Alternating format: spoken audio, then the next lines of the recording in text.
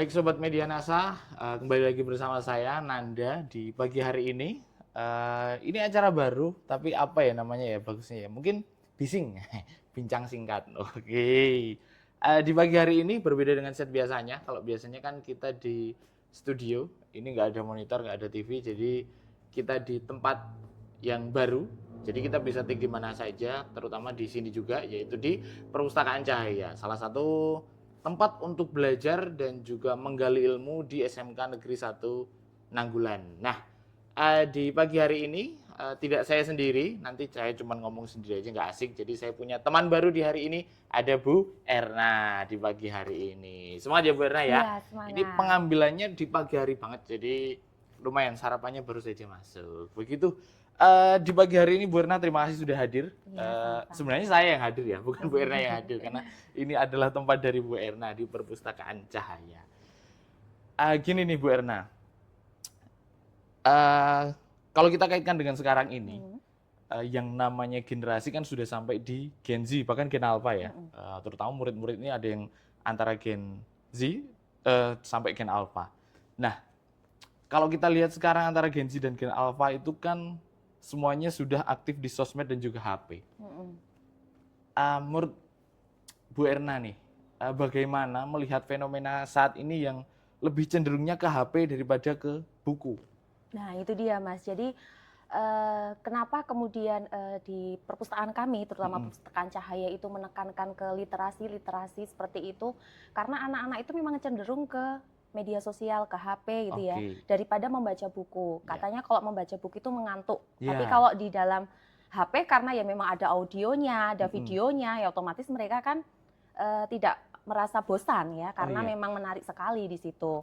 Tetapi, ada ini Mas, kalau kita itu terlalu banyak fokusnya ke HP, itu banyak juga kekurangannya. oke, Mungkin kalau kita dari sisi, secara kesehatan ya, itu mhm, ya terutama mata, kasihan juga anak-anak kita ya, terutama iya. Anda bisa melihat sekarang ini, anak-anak kita itu usia SD aja sudah banyak Bah yang menggunakan iya benar kacamata, itu sekali. kan aduh kasihan sekali Iya, itu nggih. Bagaimana mereka kemudian nanti dalam jangka waktu ke depannya mereka harus terus-menerus menggunakan kacamata dan mungkin bisa meningkat itu. Itu oke, kalau dari segi kesehatan. iya, Kemudian yang kedua, itu kalau dari segi kreativitas, Mas.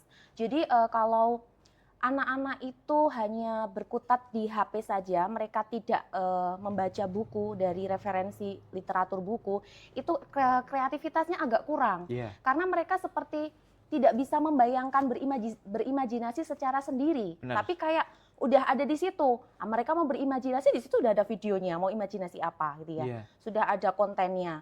Jadi kalau kita baca itu kan kadang kita membayangkan Mas, kita mhm, membaca suatu hari di sebuah kota yang sepi, kita kan membayangkan sesuatu, tapi kalau kemudian di situ sudah muncul video, sudah muncul latar kan ya iya, sudah nggak bisa benar berkreasi sekali. lagi. Jadi imajinasinya agak berkurang. Oke, Iya. oke. Jadi seperti stimulus untuk merangsang di otak kita itu bahwa karena kan buku itu seperti teater yang ada di mimpi kita ya. Mhm, Jadi mhm. ketika membaca pasti harusnya ada visualnya. Tapi kalau Iya. sudah langsung diberikan visual, jadi yang ada di pikiran itu tidak terangsang untuk bagaimana menciptakan eh, visualnya kita sendiri Mhm. dari versi dari buku. Nah, berarti itu sangat menyangkut dengan gerakan literasi yang ada di sekolah, Iya, sesuai iya. dengan yang sudah dibangun dan juga dibawa di SMK Negeri 1 Nanggulan ini. Ah, menurut Bu Erna, karena tentu Bu Erna dan juga saya yang menjalankan salah satu program ini, sebenarnya gerakan literasi yang ada di sekolah ini dimaksudkan untuk apa?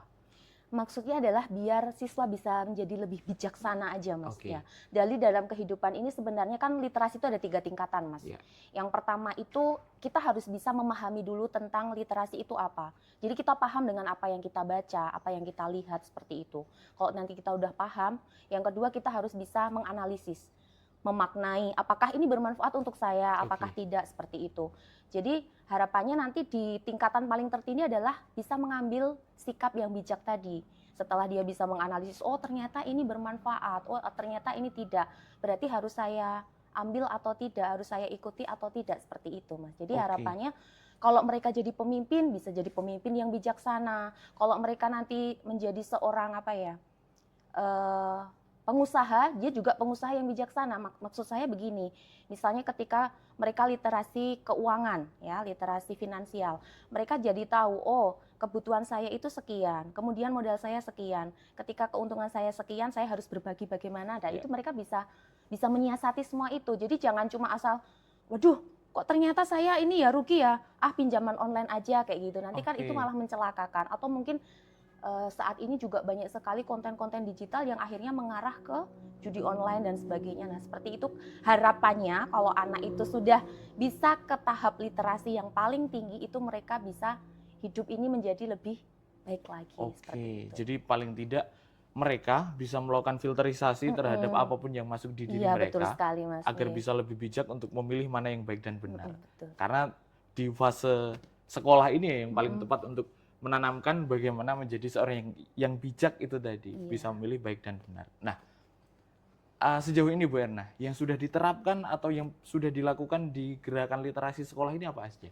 Kalau yang sudah diterapkan ya itu tadi, Mas. Jadi kita melakukan proses membaca buku, jadi anak memang dibiarkan untuk memilih sendiri buku yang disukai. Karena memang kalau kami harus menekankan buku A atau buku B, mungkin anak akan tidak dari dalam hatinya ya, Mas, itu akan membuat mereka merasa terbebani. Jadi memang kami silahkan monggo cari buku-buku yang memang merasa menarik untuk dibaca atau dilihat gitu. Kemudian setelah itu mereka akan melakukan resensi, meresensi. Di situ mereka akan mendapatkan nilai-nilai atau hikmah dari buku tersebut. Nah, dari hikmah tersebut mereka kemudian akan menyampaikan di depan umum, Mas. Jadi biasanya itu akan ditampilkan setiap hari Rabu. Disampaikan depan umum. Baik. Nah, tentu untuk melaksanakannya tentu dibutuhkan penunjang, dalam hal ini fasilitas. Dan kita sudah ada di sini di tempat perpustakaan Cahaya ini. Nah, seberapa jauh ataupun apa yang ada di perpustakaan Cahaya ini yang bisa mendukung untuk literasi sekolah di SMK Negeri 1 Nanggulan ini? Kalau untuk literasi sekolah banyak sekali, Mas. Kalau dari buku-buku saja koleksinya sudah lebih dari 1000 buku ya. Kemudian versi online juga ada, versi offline-nya ada. Kemudian untuk perangkat audionya juga sudah ada ya, audio di sebelah sana di ruang utara itu juga sudah ada tempat untuk panggung gitu, misalnya mau berbicara di sana juga sudah tersedia. Jadi tidak hanya untuk sekedar membaca, tapi juga bisa menerapkan dari apa yang sudah dia baca. Dan juga ada studio podcast juga ya, yang biasanya kita gunakan. Bu Erna, mungkin terakhir sebelum kita tutup di sesi bincang singkat ini, harapannya dari Bu Erna untuk kegiatan literasi maupun budaya literasi dan budaya membaca dari SMK Negeri 1 Nanggulan ini seperti apa? Saya sangat berharap anak-anak di sini sadar bahwa literasi itu sangat penting untuk kehidupan mereka. Itu saja sih, Mas. Jadi karena tanpa literasi dunia ini seakan mati. Baik. Karena tanpa literasi dunia ini akan terasa mati. Begitu bincang singkat di pagi hari ini di perpustakaan Cahaya ini, tentu untuk teman-teman dan juga siswa SMK Negeri 1 Nanggulan semuanya, bukan berarti HP itu isinya dampak buruk semua. Tapi bagaimana harus menjadi seimbang antara sosial media, handphone, dan juga membaca. Karena membaca juga tetap jadi salah satu jembatan ilmu. Dan di mana tempat untuk membaca? Di perpustakaan Cahaya. Karena di perpustakaan Cahaya ini ada banyak sekali koleksi buku, seperti yang sudah dijelaskan oleh Bu Erna tadi, dan juga tempatnya nyaman. Tidak hanya untuk membaca buku, tapi juga kalian bisa praktek dan juga ada audio visualnya. Jadi jangan takut untuk pergi ke perpustakaan, karena tempat perpustakaan sarana sebagai kalian belajar. Begitu untuk bincang singkat di pagi hari ini. Terima kasih Bu Erna atas kehadirannya, semoga sehat selalu.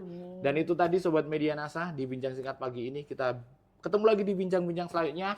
Terima kasih. Wassalamualaikum warahmatullahi wabarakatuh.